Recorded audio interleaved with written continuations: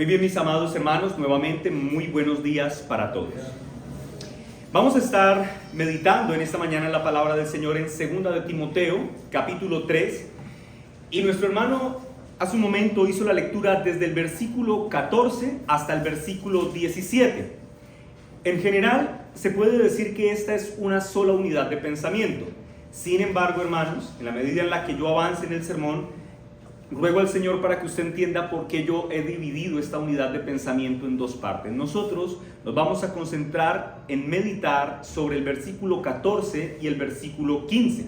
Así que leamos lo que dice la bendita palabra del Señor. 2 de Timoteo, capítulo 3, versículo 14 y 15, dice así las Sagradas Escrituras. Pero persiste tú en lo que has aprendido y te persuadiste, sabiendo de quién has aprendido y que desde la niñez has sabido las Sagradas Escrituras, las cuales te pueden hacer sabio para la salvación por la fe que es en Cristo Jesús. Amén. Para poder entender correctamente lo que acabamos de leer, conviene, mis hermanos, que le echemos un vistazo rápido a lo que el apóstol Pablo ha dicho hasta este momento. Recuerden que a lo largo de todo el capítulo 3, el apóstol Pablo, escribiéndole a Timoteo, le ha escrito con el propósito de advertirlo para que esté preparado, porque los postreros días serán días peligrosos. Eso es lo que dice el versículo 1. Ahora, ¿cuáles son los postreros días?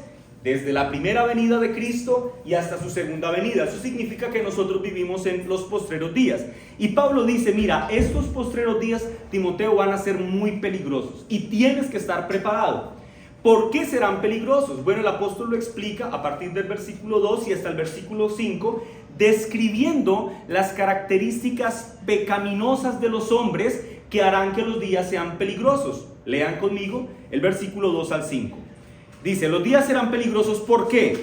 Porque habrá hombres como amadores de sí mismos, ávaros, vanagloriosos, soberbios, blasfemos, desobedientes a los padres, ingratos, impíos, sin afecto natural, implacables, calumniadores, intemperantes, crueles, aborrecedores de lo bueno, traidores, impetuosos, infatuados, amadores de los deleites más que de Dios, que tendrán apariencia de piedad, pero negarán la eficacia de ella. A esos individuos que harán que los tiempos sean peligrosos, dice Pablo, a esos individuos, evítalos.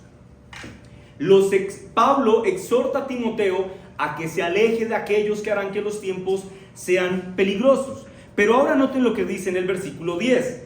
Dice a Timoteo, pero tú, después de describir a estos, le dice a Timoteo, pero tú has seguido mi doctrina, conducta, propósito, fe, longanimidad, amor, paciencia. Y además de esto, dice en el versículo 11 también, las persecuciones y padecimientos como los que me sobrevinieron en Antioquía, en Iconio, en Listra, persecuciones que he sufrido y de todas me ha librado el Señor.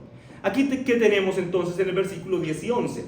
Que Pablo reconoce que Timoteo, su hijo en la fe, a diferencia de los falsos maestros y los falsos hermanos que describió en el versículo 2, 3, 4 y 5, a diferencia de ellos, Timoteo sí había seguido el ejemplo de una vida piadosa que había visto en Pablo, y tan convencido estaba de seguir este ejemplo que aún Timoteo tenía una gran disposición a sufrir por la causa de Cristo. Podríamos decir entonces que en el versículo 10, cuando Pablo dice pero, para establecer esa diferencia entre Timoteo y los falsos maestros, dice pero tú a diferencia de ellos, lo que Pablo está haciendo es establecer un contraste entre ellos y tú, o de otra forma, entre ellos y nosotros, porque recuerden que Pablo está diciendo, tú sí has seguido mi ejemplo. O sea, Pablo está diferenciándose, él y Timoteo, de aquellos que no siguieron este ejemplo apostólico. Ahora bien, noten esto, Pablo está reconociendo que Timoteo no solamente parecía externamente un cristiano, porque si ustedes lo ven, Pablo después de describir a estos hombres que harán los tiempos peligrosos, dice que tendrán apariencia de piedad, es decir, parecerán ser cristianos. parecerán ser hombres piadosos. Pero Pablo dice, a diferencia de ellos, tú no solo externamente eres un cristiano, sino que internamente y por la obra del Espíritu Santo en ti de regeneración, bueno, tú no solamente eres un buen cristiano en lo externo, sino que internamente también lo eres, y por eso has estado dispuesto a seguir mi ejemplo en cuanto a sea necesario sufrir por la causa de Cristo. En otras palabras, mis hermanos, Pablo establece este contraste con el propósito de exaltar las características predominantes que deben existir en un verdadero cristiano, a diferencia de un falso cristiano. Ahora noten esto. En mi texto de exposición en esta mañana, en el versículo 14, inicia nuevamente con esta expresión. ¿Con qué inicia el texto? Pero. ¿Qué va a pasar entonces aquí? Nuevamente Pablo va a establecer un contraste. ¿Y entre quiénes va a ser este contraste?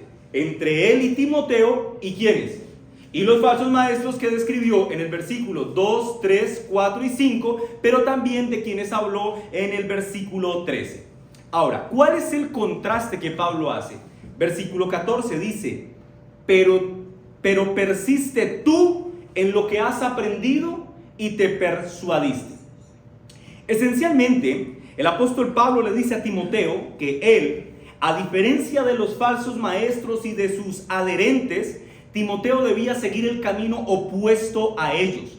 La expresión que Pablo utiliza para hablar a Timoteo es persiste, Timoteo, persiste en lo que has aprendido. Y esta expresión en la gramática debe ser entendido como un hiperactivo presente activo. Es decir, Pablo no le está sugiriendo a Timoteo que persista en la doctrina. Pablo no le está dando el consejo. Pablo está dando una orden con potencia.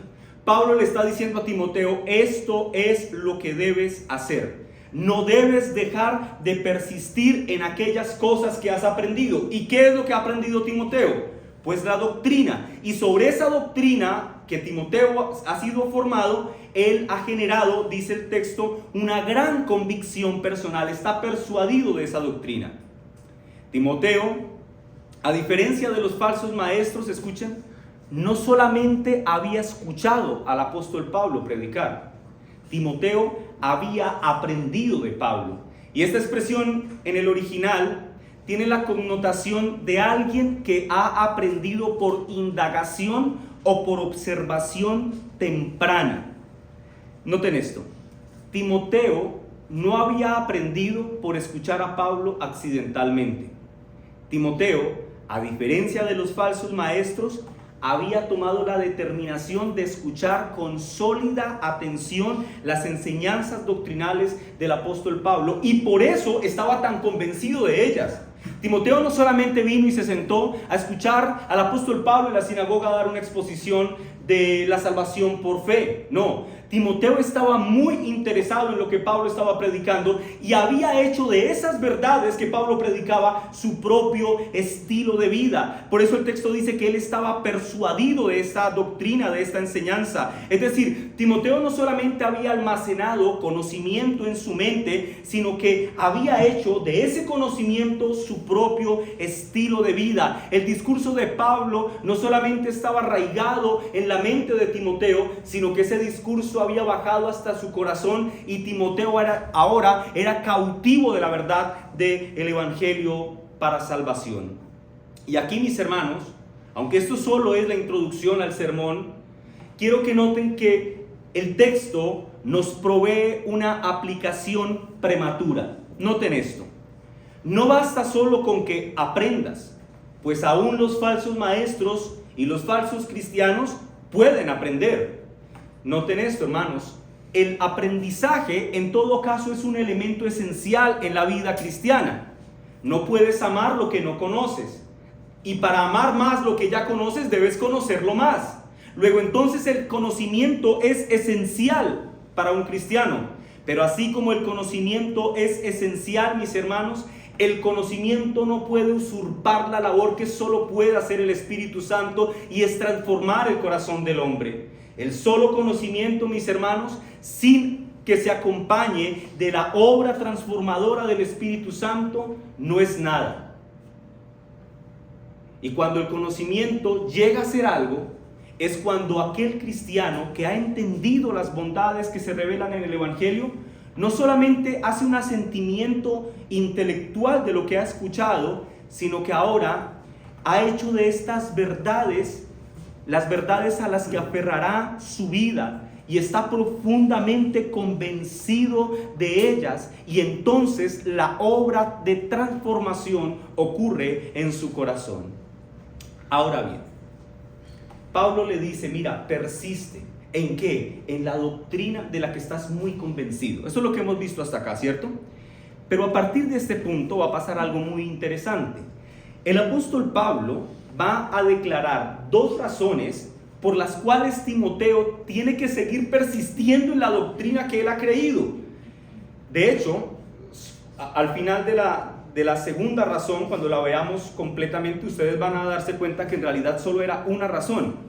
Pero Pablo, de alguna forma, lo que hace es mostrarla desde dos puntos de vista diferentes. Timoteo debía perseverar en la doctrina que había aprendido y que había creído y que era parte de su vida, en primer lugar, por lo siguiente.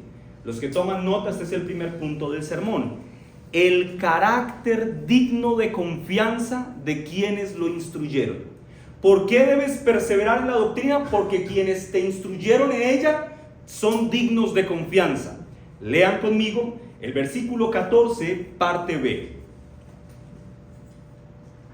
Dice así la bendita palabra del Señor: persiste en la doctrina, esta que has aprendido y de la cual estás persuadido. ¿Por qué? Sabiendo de quién has aprendido. Bueno, Timoteo tenía que perseverar en la doctrina porque las cosas que había aprendido venían de una buena fuente. Eso es lo que Pablo está diciendo. Ahora, una buena pregunta sería esta: ¿y quiénes fueron esa buena fuente? ¿Quiénes instruyeron a Timoteo en el conocimiento de la verdad?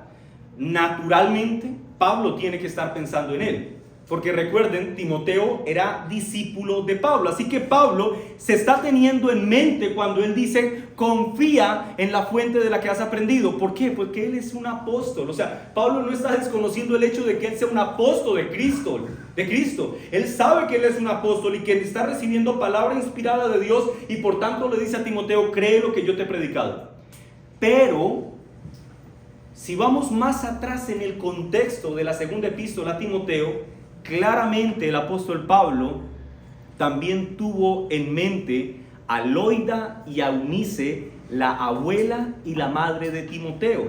Lean conmigo segunda de Timoteo, capítulo 1, versículo 5. Vayan una o dos hojitas atrás. Capítulo 1, versículo 5.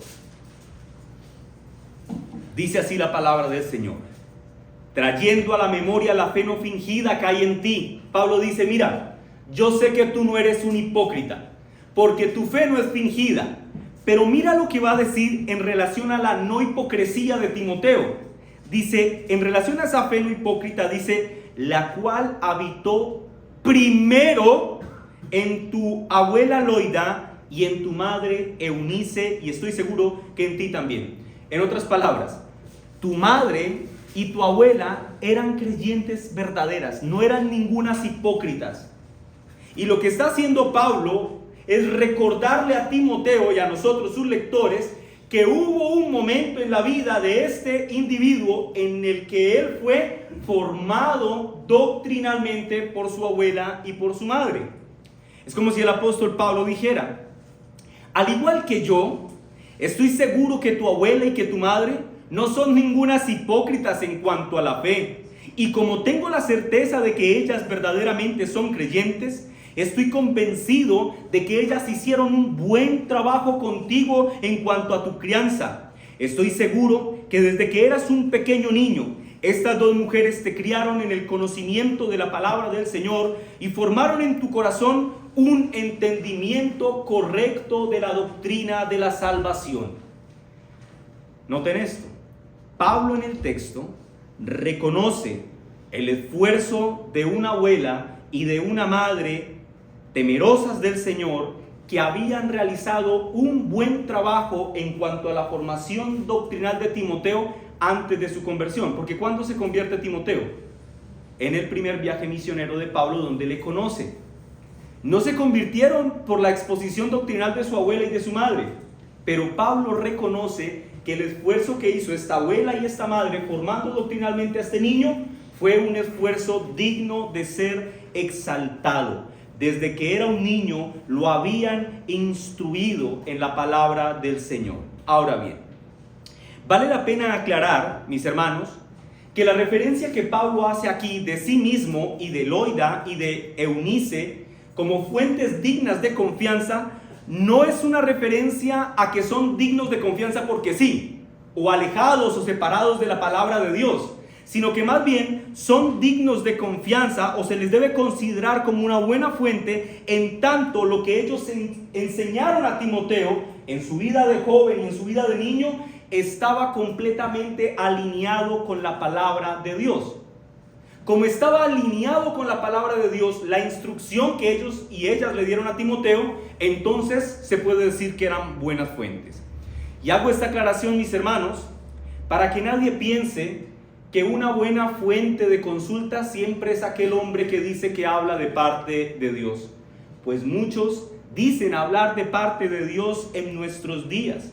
Muchos incluso citarán con grandísima elocuencia decenas y decenas de versículos bíblicos. Pero escúchame, sus palabras llegarán a ser importantes y relevantes para nosotros solo en la medida en que estas palabras y estas enseñanzas se adhieran a lo que las Sagradas Escrituras establecen. Si la enseñanza de un hombre coincide con la verdad de Dios revelada en su bendita palabra, debe ser obedecida de forma inmediata a esta enseñanza.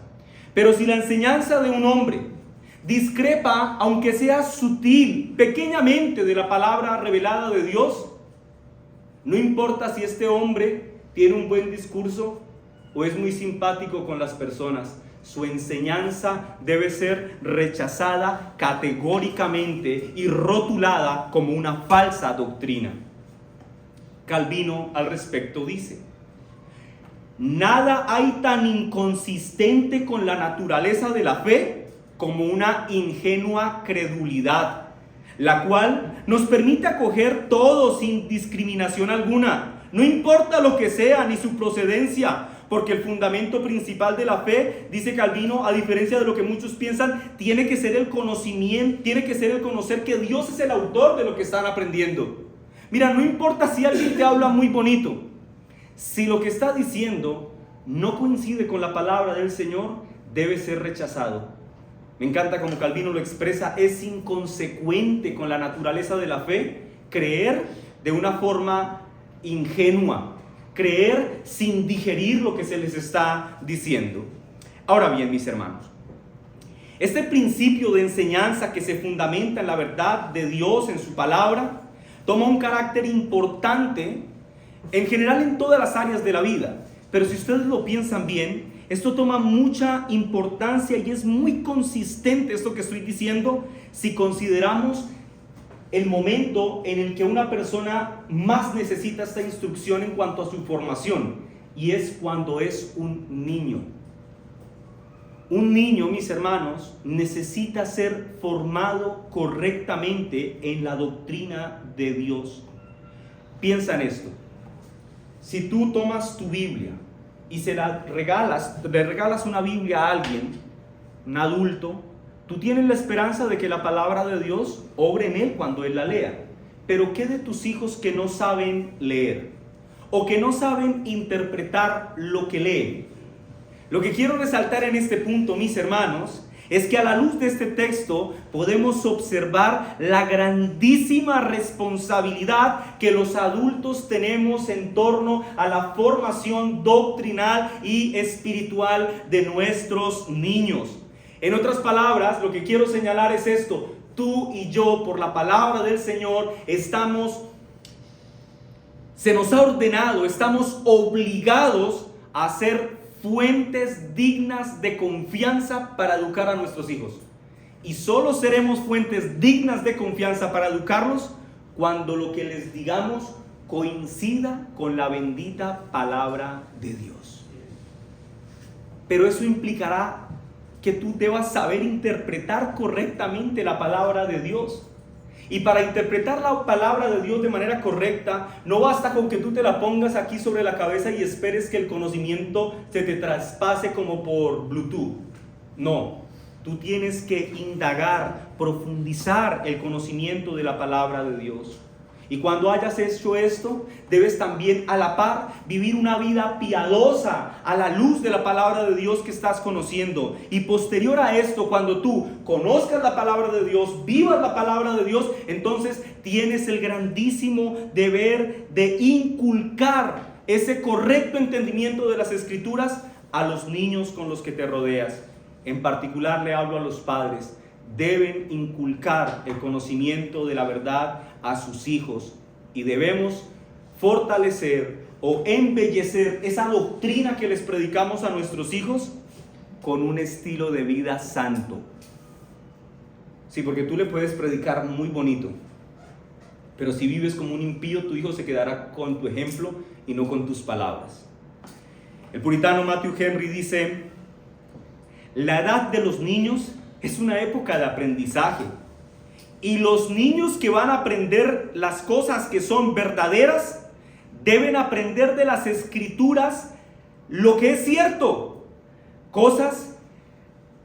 Dice, en relación a las Escrituras, dicen, las cuales, refiriéndose a las Escrituras, no deben estar a nuestro lado o en nuestros hogares simplemente olvidadas, leídas raramente o nunca. En otras palabras, hermanos, la Biblia no puede estar cogiendo polvo en nuestras casas. La Biblia en nuestro hogar debe estar allí para hacer instrucción a todos, pero escúcheme, de forma muy especial a nuestros niños. De hecho, este pensamiento introduce el segundo punto de este sermón. Entonces, el primero es que Timoteo debía perseverar en la doctrina de la cual él estaba persuadido por las buenas fuentes que tenía, ¿cierto? El segundo punto es que él debe perseverar en la doctrina de la cual está persuadido por el carácter santo y autoritativo de las Sagradas Escrituras. Por eso les decía hace un momento, en realidad el primer y el segundo punto son lo mismo, porque al final todos nos llevan al carácter autoritativo de las Sagradas Escrituras. Lee conmigo el versículo 15. Dice la palabra del Señor: y que desde la niñez has sabido las Sagradas Escrituras, las cuales te pueden hacer sabio para la salvación por la fe que es en Cristo Jesús. ¿Qué tenemos aquí, mis hermanos? En segundo lugar, Timoteo es exhortado a perseverar en la doctrina bíblica, teniendo en cuenta que la fuente de la cual él ha aprendido esa doctrina es inerrante. Y esa fuente inerrante, esa fuente que no miente, que no falla, que no contiene error, ¿cuál es? El texto las define como las Sagradas Escrituras. Una tragedia de nuestros días, hermanos, es que la Biblia en el hogar de muchas personas se ha reducido a lo que para algunos es el equivalente de tener una planta de sábila colgada detrás de la puerta. ¿Sí saben para qué cuelga la gente la planta de sábila detrás de la puerta? Que para alejar los espíritus malignos. Bueno, de alguna forma, muchos tienen una Biblia en su casa con esa misma connotación mística. La tienen abierta en el Salmo 91 con la esperanza de que traiga algún tipo de bendición en la casa o que aleje las maldiciones que puedan venir sobre el hogar. Mis hermanos, pero lo que Pablo nos revela en este texto es que las Escrituras deben ocupar un lugar fundamental en el corazón de un hogar. El texto que acabamos de leer nos revela el inconmensurable valor que representan las Sagradas Escrituras en la vida de un creyente y en general en la vida de una familia. ¿Por qué son tan valiosas las Sagradas Escrituras para un creyente? Porque el texto que acabamos de leer, el versículo 15, dice que esas Escrituras son la herramienta que Dios usa para darle sabiduría a los hombres para la salvación que es en Cristo Jesús. Es decir, la fuente de nuestra salvación, según Dios lo ha determinado, parte del sagrado texto. Pero yo quiero que noten esto, mis hermanos. Esta exhortación a considerar el carácter autoritativo de las Escrituras está enmarcado en un contexto que no quisiera que fuéramos a ignorar. En el siguiente sermón, cuando expongamos la próxima semana, si el Señor nos presta la vida, versículos 16 y 17, vamos a hablar de la gloria de la palabra de Dios.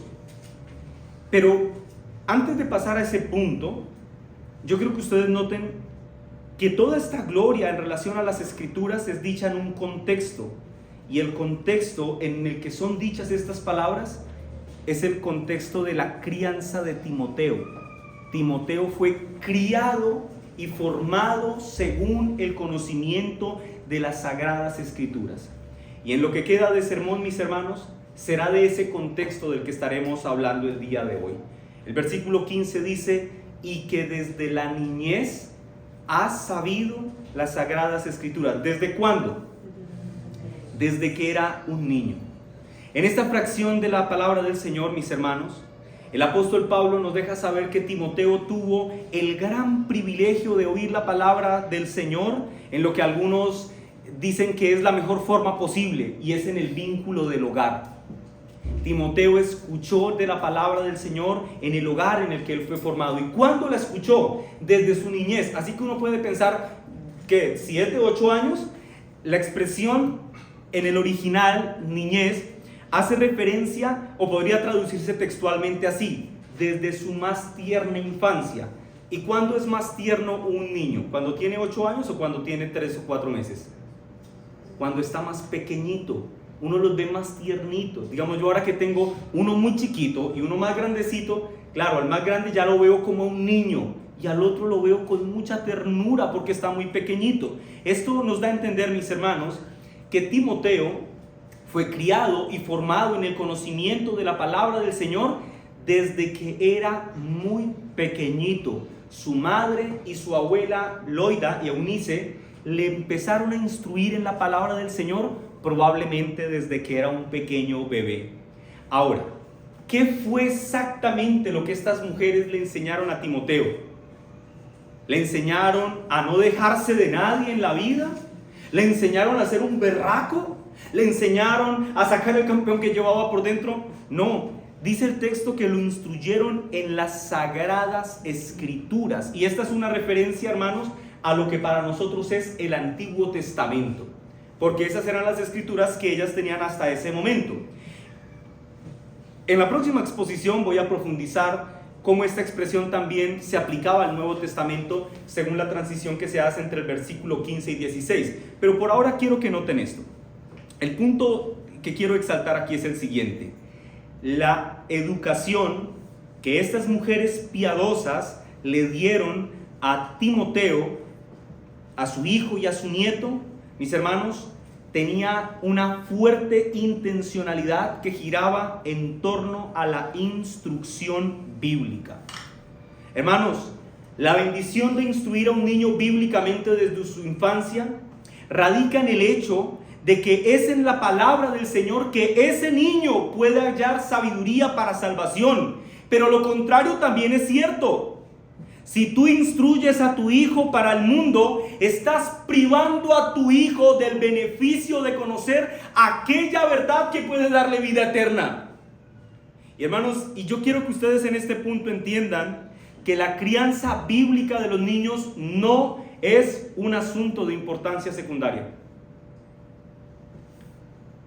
Considero importante mencionar, mis hermanos, que la crianza de los niños no es solo un tema que concierne a los padres que están criando niños. Porque alguien, por ejemplo, acá más joven puede decir: pastor, pero yo no tengo hijos. Seguramente este sermón debe ser predicado en otros contextos, pero yo no tengo hijos. Otros mayores dirán: yo ya los crié y ya hasta se fueron de la casa. Y los niños, por ejemplo, podrán decir ustedes: pero bueno, yo soy el niño de quien estás hablando, o sea, eso a mí cómo me debe importar. Y yo creo que debe importarle a todos, porque ya sea que tú seas un padre, una madre, un maestro, un primo, una prima, un tío, una tía, un hermano, una hermana, o lo que quiera que seas, en general todos, y de alguna forma, casi que todos estamos relacionados o involucrados con la crianza de algún niño, de forma directa o de manera indirecta. Difícilmente se encuentra una persona que no tenga algún tipo de influencia en la educación de un niño. Y tú puedes decir, yo soy ese caso porque es que yo no tengo niños en mi hogar. Sí, pero seguramente tú sí conoces a alguien que tiene hijos, y cuando tú influencias en el evangelio al papá de ese niño, indirectamente a él también lo has influenciado en el conocimiento de la verdad del Señor. Así que yo estoy convencido, hermanos, de que todos nosotros debemos estar persuadidos de que la crianza bíblica, mis hermanos, es un tema que nos concierne a todos, pues nos involucra directamente, como es el caso de los que tenemos niños pequeños, o indirectamente, como aquellos que no tienen niños en su hogar o niños pequeños, pero sí de alguna forma se relacionan con ellos. Ahora bien, cerrando este breve paréntesis, quiero que retomemos. Recuerden que el apóstol Pablo aquí en este texto está motivando a Timoteo a que permanezca fiel a la doctrina, y aquí le recuerda que la doctrina a la que él debe permanecer fiel no es algo que aprendió recientemente o que haya empezado a aprender por boca del apóstol Pablo. No, él dice, tú has aprendido esto desde tu infancia, recordándonos, mis hermanos, que este joven a quien Pablo le escribe, pues que para este momento ya no es tan joven, debe tener 40 o un poco más, porque la gente cuando habla de Timoteo piensa que es un muchachito. No, ya tenía más de 40, o por lo menos estaba sobre los 40. Bueno, Pablo le está recordando a Timoteo que él había tenido el privilegio de conocer la palabra del Señor desde que era un niño, pero noten esto, que ese privilegio se había ido ampliando a través de los años.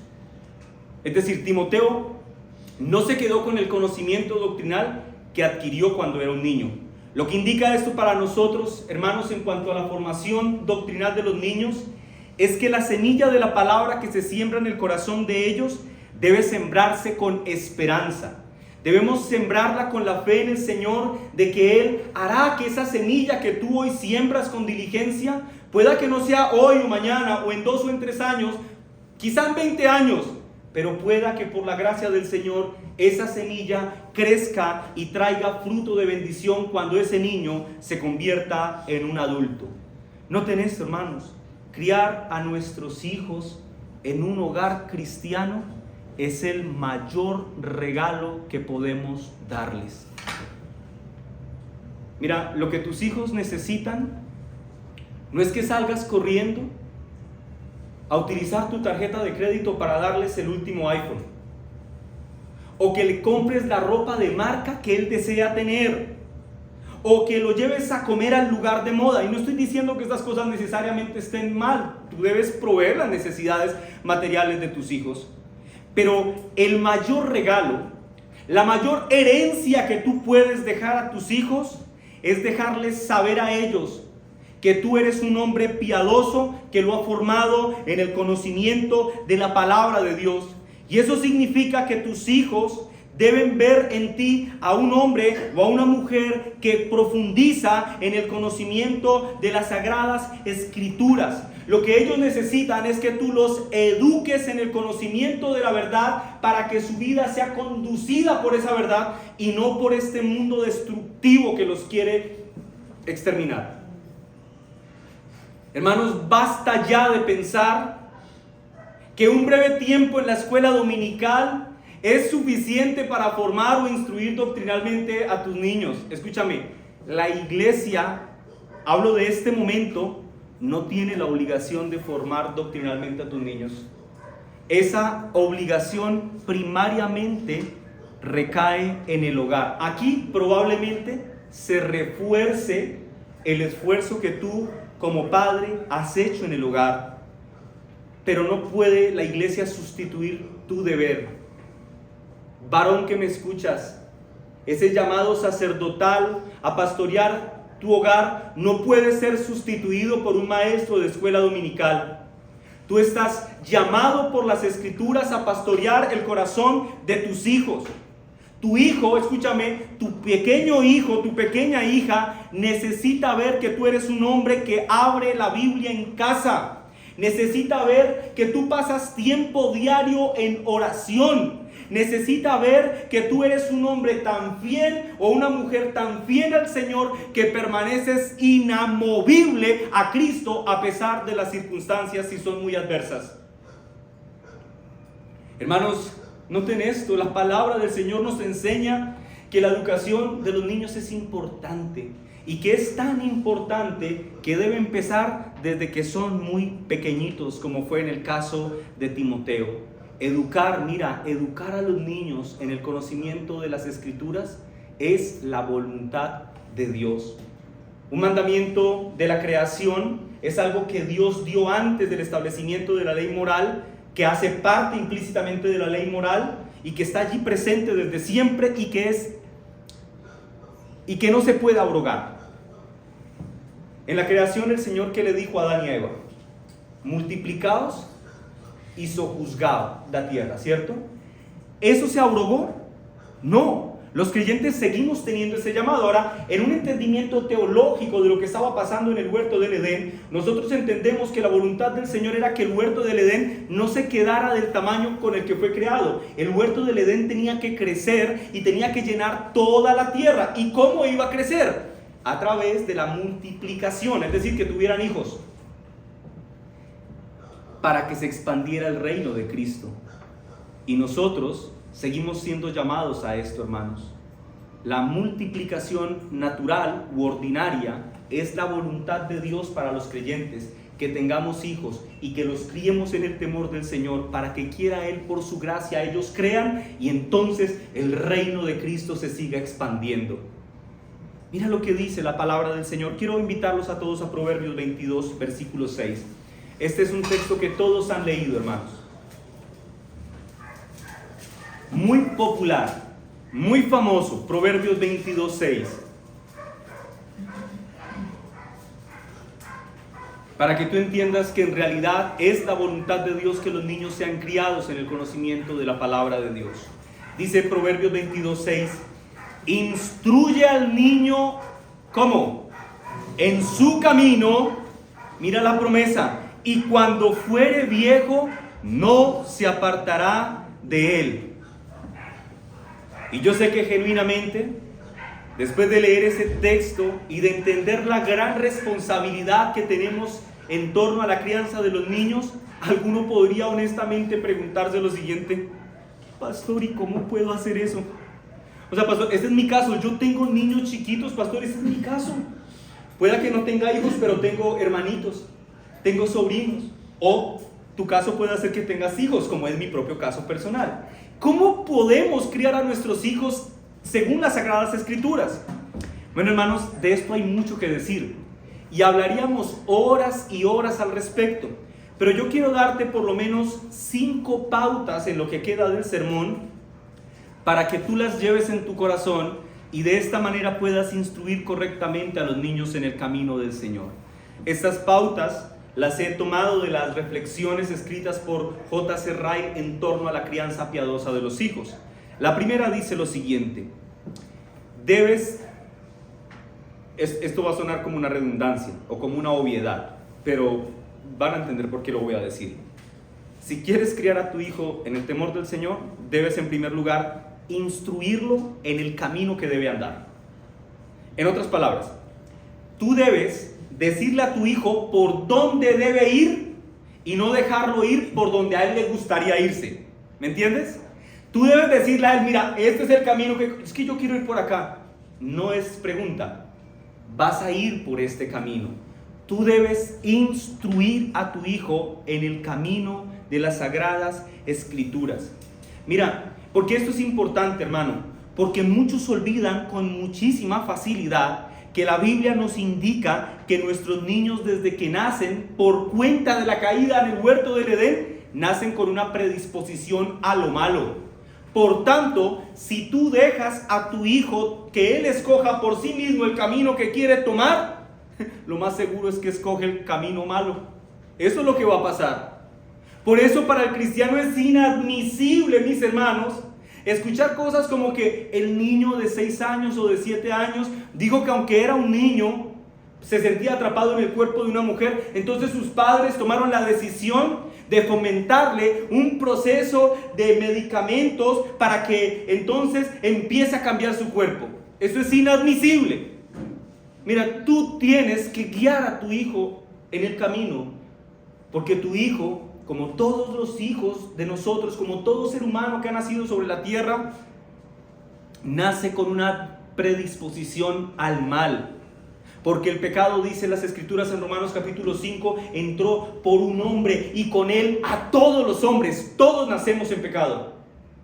Por esa razón, tú, adulto, tienes la responsabilidad de guiar a tu hijo en el camino que debe tomar. J.C. Ryle dice: la madre no puede saber si su tierno infante, no puede saber qué será su tierno infante cuando sea un adulto, que quizás sea alto, bajo, débil o fuerte, sabio o necio. Bueno, no puede saberlo, esto es impredecible, es incierto. Pero una cosa la madre puede decir con certidumbre: tendrá un corazón corrupto.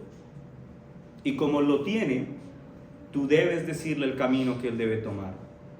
Si tú quieres instruir a tu hijo en el camino de la sabiduría, lo primero que debes tener en mente, escúchame, es no dejar que él se guíe su propia voluntad, sino más bien que sea guiado bajo tu autoridad. Pero como en el caso de Loida y de Eunice, tu autoridad humana en el hogar debe estar bajo la guía de la autoridad de las Sagradas Escrituras. ¿Me entiendes? Tú no puedes guiarlo en el camino si tú no estás sujeto a la palabra de Dios.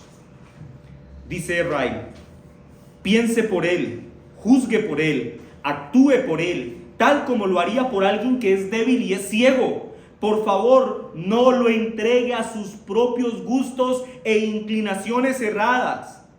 No son sus gustos y deseos lo que tiene que consultar. El niño no sabe todavía lo que es bueno para su mente y para su alma. Del mismo modo, tampoco sabe lo que es bueno para sí mismo en general. Usted no lo debe dejar decidir lo que él quiere, así como no lo deja decidir qué quiere comer o qué quiere tomar o qué va a vestir. Entonces sea consecuente y trate su mente de la misma manera. Instrúyalo en el camino que es bíblico y bueno, y no en el camino que a él se le ocurra. Esa es la primera pauta. La segunda es: guíe a su hijo con ternura, con afecto y con paciencia. Un error muy usual que cometen los padres al tratar de direccionar a sus hijos es caminar por la senda de los extremos. Mira, yo conozco a padres extremadamente permisivos que están dispuestos a dejar que sus hijos hagan todo lo que quieran. Hay falta de límites, hay falta de disciplinas. Eso es un extremo. Pero hay otro extremo, y es que tratan a sus hijos con crueldad y se puede decir de alguna forma con un relacionamiento despiadado. Los dos casos, mis hermanos, deben ser rechazados. Un padre piadoso debe instruir a su hijo en el temor del Señor, dejándole ver que lo ama. Cuando tú lo instruyas en la palabra del Señor, él debe saber que tú estás profundamente interesado por él y que lo amas de forma honesta, de forma genuina. Dice Ray: el amor debe ser el hilo de plata de toda su conducta. La bondad, la dulzura, la mansedumbre, la tolerancia, la paciencia, la comprensión, una disposición a identificarse con los problemas del niño, la disposición de participar en las alegrías del infante. Estas son las cuerdas por las cuales el niño puede ser guiado con mayor facilidad. Estas son las pistas que usted debe seguir para encontrar su camino hacia el corazón de su hijo. Lo que quiero señalar, hermanos, en este punto es lo siguiente: tú debes acercarte al corazón de tu hijo con bondad. Y esto se hará a través de un trato amoroso. Porque escúchame bien, el trato amoroso, por lo general, en relación padres e hijos, es la herramienta que Dios utiliza para hacer que la instrucción llegue a ser exitosa. Si tú llenas tu relación con tu hijo de ira, de dureza, de un trato despiadado, ¿sabes qué vas a lograr? despertar miedo en el corazón de tu hijo, pero jamás lo vas a convencer de que tienes la razón. Y además de eso, si tu hijo nota que con frecuencia pierdes la paciencia, naturalmente, ¿sabes qué va a ocurrir? Muy pronto él dejará de respetarte como autoridad. Así que, padres cristianos, esfuércese con diligencia por conservar el cariño de sus hijos, pues es peligroso lograr que ellos nos teman, porque el temor en nuestros hijos no solamente será un impedimento para la confianza, sino que también sembrará en el corazón de ellos la semilla de la hipocresía, pues actuarán correctamente cuando tú estés ahí, pero en cuanto te des la vuelta, el temor del Señor será nulo en sus corazones. Y eso me lleva al tercer punto. En la educación de tus hijos debes preocuparte de lo más importante, y es su alma. Preocúpate por el alma de tus hijos. Y este es otro error que yo observo con frecuencia. Miren, muchos padres están empeñados en hacer que sus hijos externamente se porten bien, pero empeñados en eso, en que no hagan ruido, en que no incomoden, sobre todo en nuestros contextos eclesiales donde se pide solemnidad a la hora de celebrar el culto. Muchos tienen tanta presión respecto a estos asuntos que en sus debilidades terminan por tratar cruelmente a sus hijos para forzarlos a tener un trato externo correcto o aceptable, pero en medio de ese énfasis se olvidan o desatienden lo que es más importante: su corazón. Eso es lo más importante: pastorear el corazón de nuestros hijos. Preocuparnos, sí, por su comportamiento externo, desde luego, pero de manera muy especial debemos enfocarnos en los intereses internos del corazón de nuestros hijos, es decir, en su vida eterna. Piensa en esto. Piensa en tus hijos. Cuando los veas, piensa en ellos en términos de la vida eterna, y el amor por sus almas brotará de forma inmediata en tu corazón. Hace muchos años leía un libro de un puritano llamado John Flavel que decía, esencialmente Flavel decía, que el Señor nos guarde de que en aquel día que seamos llamados al juicio divino, nosotros caminemos a la derecha a recibir la bondadosa mano de nuestro Dios, mientras al mismo tiempo vemos cómo nuestros hijos se alejan a la siniestra para recibir su condenación. Muchos dicen: yo amo a mis hijos y estaría dispuesto a hacer todo por ellos, pero han olvidado que el alma del amor es el amor por el alma de los hijos. Debemos criar a nuestros hijos, mis hermanos, con una santa preocupación por su vida eterna. Debemos criarlos para el cielo y no para este mundo. Eso sí que es una verdadera muestra de amor hacia ellos. Pero lo contrario también es cierto. Criar a nuestros hijos haciéndoles pensar que esta vida es la única oportunidad que tendrán de ser felices es un trato déspota, cruel y despiadado para con ellos. Hermano que me escuchas, escúchame con mucha atención, hermano. No te conviertas en un esclavo de las costumbres o las presiones de este mundo. Sí, cuando tú empieces a criar a tu hijo bíblicamente, vas a recibir señalamientos. Te van a juzgar. Te van a señalar de retrógrada, de cavernario. ¿Tú qué haces criando a tu hijo según los pensamientos de un viejo libro empolvado que tienes en casa? Escúchame, si un día se te señala con crueldad y con desprecio por criar a tu hijo según los principios de la palabra del Señor, no te avergüences, alégrate, te están haciendo un halago, porque esos incrédulos están reconociendo, a pesar de su incredulidad, que tú has sido fiel a Cristo y estás criando a tus hijos conforme la palabra del Señor. Raíl dice: el tiempo es breve y las costumbres de este mundo pasarán. El padre que ha instruido a sus hijos para el cielo en lugar de la tierra, para Dios en lugar de los hombres, ese padre al final será llamado sabio. En cuarto lugar, instruye a tus hijos en el conocimiento de la Biblia. instrúyelos en la doctrina bíblica. Mira, tú, papá, no vas a lograr que tus hijos amen la Biblia. Tú no puedes lograr eso. Tú no puedes lograr que ellos amen las Sagradas Escrituras. Eso solo lo puede hacer el Espíritu Santo. Pero escúchame bien, lo que sí puedes lograr es que ellos se familiaricen con el conocimiento de la palabra de Dios. Tú sí puedes familiarizarlos. Eso fue lo que hizo Loida y Eunice. Timoteo no se convirtió por la instrucción de ellas. Timoteo se convirtió cuando el Señor en su gracia abrió sus ojos cuando escuchó la predicación de Pablo en su primer viaje misionero. Pero Timoteo no estaba escuchando algo novedoso ese día. Su corazón estaba sazonado desde su infancia con el conocimiento de la verdad. Y con esto quiero decirte lo siguiente: nunca es demasiado pronto para que tu hijo aprenda. Nunca.